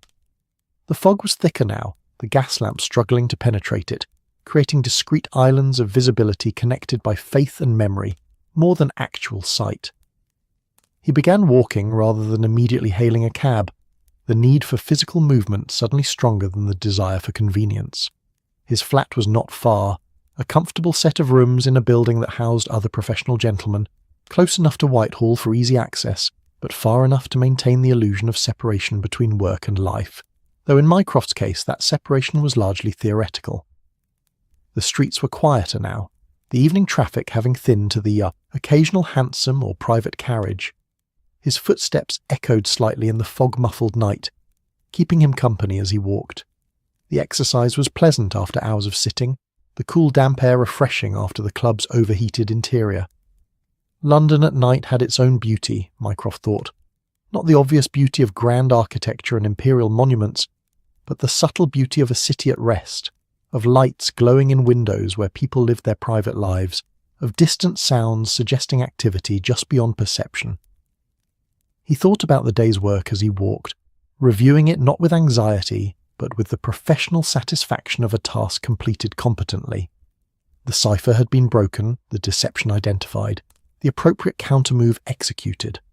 Watson had performed his role admirably. Sherlock had been managed without excessive difficulty, and the machinery of government had been set in motion to implement the policy Mycroft had formulated. It was, in its way, as complete a victory as his work ever achieved. Not dramatic, not public, but effective. And more importantly, it was preventative. Somewhere in an alternate version of events, Britain had overreacted to the false intelligence, had deployed forces to confront a French presence that was either exaggerated or entirely fictional, had perhaps even triggered the military confrontation that both sides nominally wanted to avoid. In that alternate timeline, newspapers would be full of crisis and potential war, ministers would be defending their decisions to Parliament, and the delicate balance of European power would be tilting dangerously toward conflict. But in this timeline, the actual timeline shaped by Mycroft's analysis and response, none of that would happen. The crisis would not occur because it had been diffused before it could properly exist. And because it didn't occur, no one except a handful of officials would ever know it had been a possibility, would ever appreciate the work that went into preventing it. That was fine. Mycroft had long ago made peace with the invisibility of his contributions. Glory and recognition were for soldiers and politicians, for those whose work could be photographed and celebrated, whose victories could be reduced to headlines and commemorative medals. Mycroft's victories existed in absence, in the wars that didn't happen and the crises that never materialized, and he found that form of success more satisfying than any public acclaim could have been. He reached his building, a solid Victorian construction of Portland stone and brick that suggested prosperity without ostentation. The night porter opened the door with a respectful nod. "Evening, Mr. Holmes," and Mycroft climbed the stairs to his third-floor flat, arriving slightly winded, but not uncomfortably so. The exercise had been beneficial, he decided, even if his body would have preferred the cab. His flat was dark and cool, untouched since morning. He lit the gas lamps, adding their warm glow to rooms that were comfortable without being particularly personal. The furniture was good quality, the books on the shelves were actually read rather than merely decorative, and everything was arranged with the kind of order that suggested a mind that valued efficiency even in domestic spaces. It was not a home in the sense that most people understood the term. It lacked warmth, personal touches, the accumulated debris of emotional life, but it was his space, arranged to his preferences, and that was sufficient. Mycroft prepared for bed with the same methodical approach he brought to everything else. The evening routine of ablutions and changing clothes performed with habitual precision. He briefly considered reading.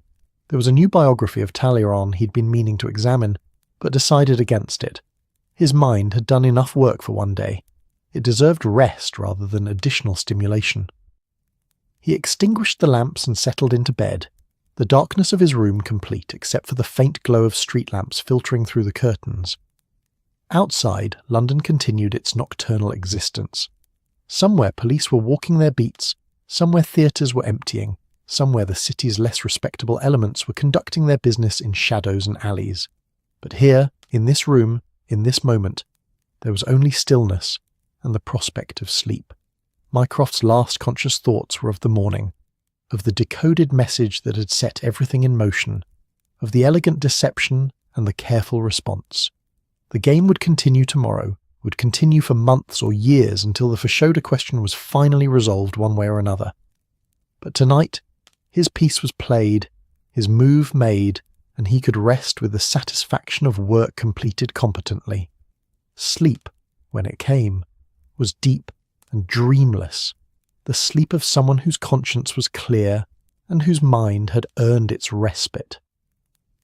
And in that sleep Mycroft Holmes, architect of invisible victories, preventer of wars that never were, guardian of an empire that would never know his name, found the peace that his work, for all its complexity and consequence, had ultimately been designed to preserve. Across London, in Baker Street, Dr. Watson was also preparing for bed, his own day's adventure reduced to a pleasant memory of walking through Soho and carrying a book that wasn't quite a book. Sherlock was likely still awake, his mind churning through some new puzzle or old case, his violin perhaps singing softly to the London night.